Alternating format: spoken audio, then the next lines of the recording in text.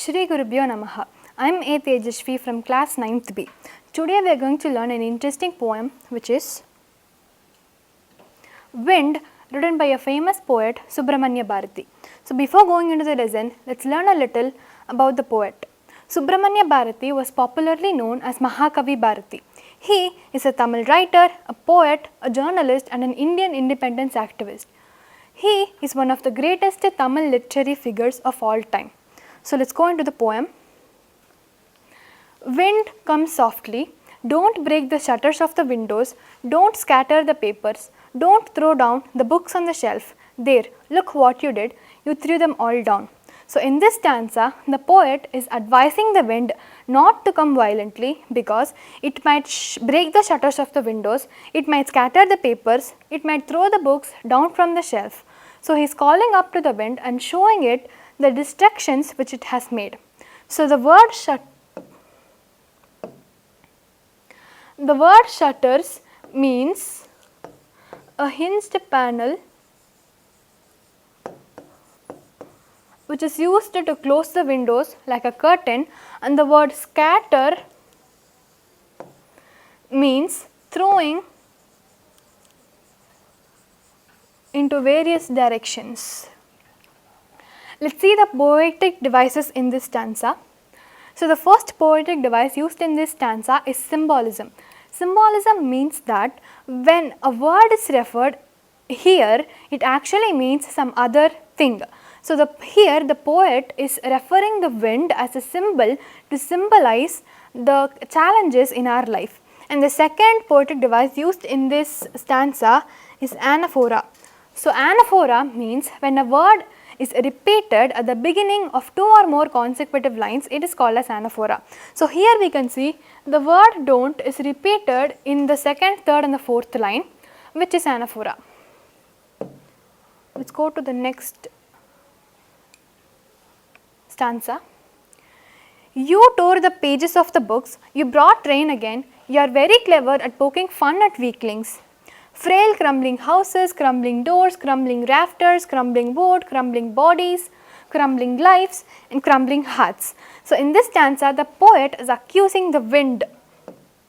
Here the word you refers to the wind. So the poet is accusing the wind for tearing the pages of the books, for bringing rain along with it, and normally if a violent wind is approaching, it itself makes a big destruction. But think about the destruction made when the wind brings along a heavy rain with it. So the poet is saying that the wind is very clever at making fun. Poking fun means making fun at weaklings means the things which are weak.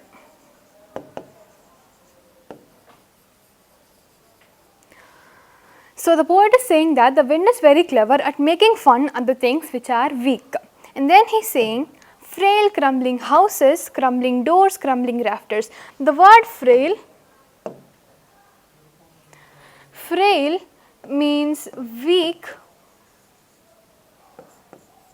or delicate. So the word frail means weak or delicate, and the word crumbling means shattering into pieces. So the poet is saying that the wind shatters the weak things into pieces. So there is a list of things mentioned here which the poet is mentioning that the wind has shattered into pieces. So he is mentioning that the wind has shattered the houses, the doors, the rafters, the woods, the bodies and even the lives and hearts of people. So let's see the poetic devices used in this stanza. The first poetic device used in this stanza is anaphora. So we can see that the word you is repeated at the beginning of the 6th, 7th and the 8th line, which is anaphora. And then the second poetic device used in this stanza is repetition, which repetition means that when a word is repeated many times to lay emphasis, it is known as repetition. So here the word crumbling is repeated many times to lay emphasis, which is repetition. So let's go to the next stanza. The wind god winnows and crushes them all. The wind god winnows and crushes them all. He won't do what you tell him. So come, let's build strong homes, let's join the doors firmly, practice to firm the body. So here the poet is saying that the wind god winnows. Winnowing means separating the weaker things from the stronger things. So here the poet is saying that the wind god winnows and crushes them all. Winnowing is usually used to separate the chaff from the grains. So here we can see that the chaff is separated from the grains using by the help of the wind.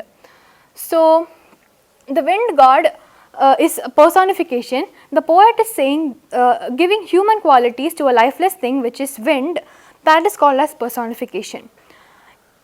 He won't do what you tell him. So the poet is saying that the wind god would not do what we advise or we tell to him. So he is asking us to build strong homes, to join the doors firmly, and he is also advising us to make ourselves strong. Let's go to the next stanza. Make the heart steadfast. Do this and the wind will be friends with us. The wind blows out the weak fires. He makes the strong fires roar and flourish. His friendship is good. We praise him every day. So in this stanza, the poet is asking us to make ourselves strong. Steadfast means firm or strong. So the poet is advising us to make our heart stronger, and he is saying that if we do this, the wind will be friends with us. The wind blows out the weak fires. He makes the strong fires roar and flourish.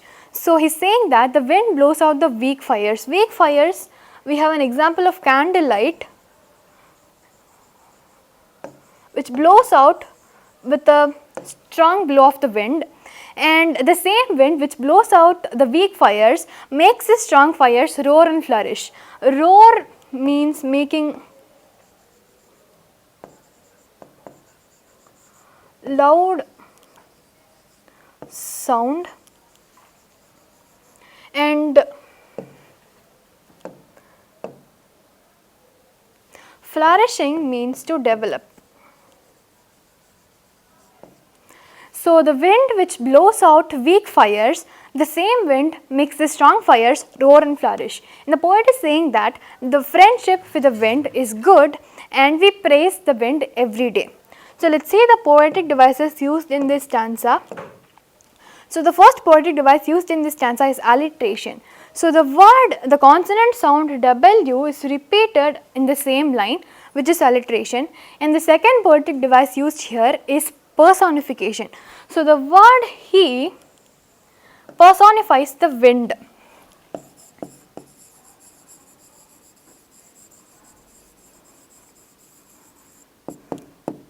So personification means showing human qualities in lifeless things, and here wind is a lifeless thing and the poet is showing human qualities expressing the wind as he.